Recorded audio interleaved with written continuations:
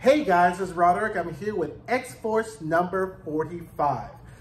Okay, finally get some traction here, right? Because X-Force was really working my nerves because the stakes were high. We saw the tie-in, but it's just like that last issue, I feel like they just could have either cut out or just cut it, just sped it up. Because I was just like, I don't think you should have filler episodes if you're doing this major crossover storytelling, whatever. But anyway, I don't work for Marvel. I'm not writing the comic books.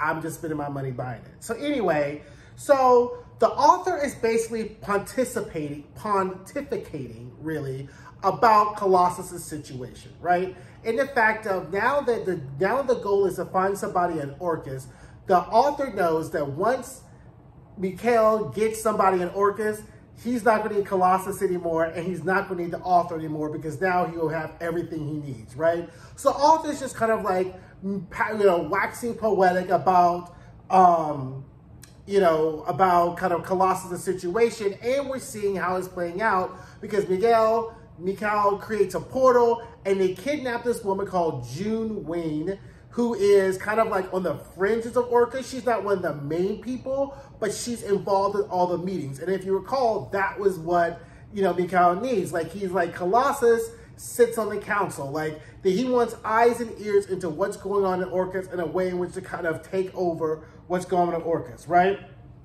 Meanwhile, Sage and Domino call Deadpool because they need all the help they can get. And Deadpool's in Vegas living his best life because he's like, fuck y'all, I'm a member of the Avengers now. I don't really need y'all. And they're like, what? You begged us to get on Krakoa. You begged us to get on X-Force. He's like, and I'm out the begging business, so bye-bye. So Deadpool's out. They need some help. So then they decide to reach out to Doctor Strange. So they show up to Doctor Strange's house. Meanwhile, they bring June back, and the author starts painting to trying to get June like under his control or whatever, right? And then the author has sent Peter to a canvas for him to paint. He's painting. When he's done, he sees like this red paint / blood in his hands, a picture of his brother who's like devouring him. And once again, Peter has a revelation that something's wrong. Peter has been knowing something's wrong for a while. I get he's being mind controlled, but if we get another, oh my God, what have I done? Didn't he do that when he killed his girlfriend? Like, this has just been on a slow burn, and I'm just stopping the caring now what happens to the Colossus with this whole situation, because I didn't low-key care anyway, because I feel like X-Force is just kind of like, with the whole Beast situation, it just has been meandering around. I just don't care about Colossus that much to really be invested in the story, except for how it connects to the larger Fall of X story. But I'm here for the ride, right? So Peter has this revelation and whatever, right? So meanwhile, Sage and Domino think they're gonna creep in the windows of Doctor Strange's house and not get found out and try to be stealthy. Like, they get wrapped up in a rug, and Doctor Strange is like, what are you doing? Like, why are you breaking in through windows? Like, don't you know who this is and what I am and what I do? And he's like, okay, tell me why I should help you. He's like, well, thank you for helping us. We ain't got nowhere else to go. You're the only person to help me. He's like, look, I don't get involved in all this stuff. Y'all meetings are always welcome here. Y'all been good to me. Like, Doctor Strange is hello, Avengers, tap, tap. That's an ally, okay? Doctor Strange is an ally. Not the rest of y'all, what you're doing. Which, meanwhile, this is the first time they've gone to go see somebody. The mutants have gone to see somebody for some help. Wow, like, couldn't they have talked? I mean, this is where Bobby needs to be with his whole situation, right? But anyway, I digress. So they give the ring. They give the ring with the portal to Doctor Strange. Doctor Strange does his little thing. He's like, oh, this is kind of like this. And they do a rundown on what Mikhail's powers really is. And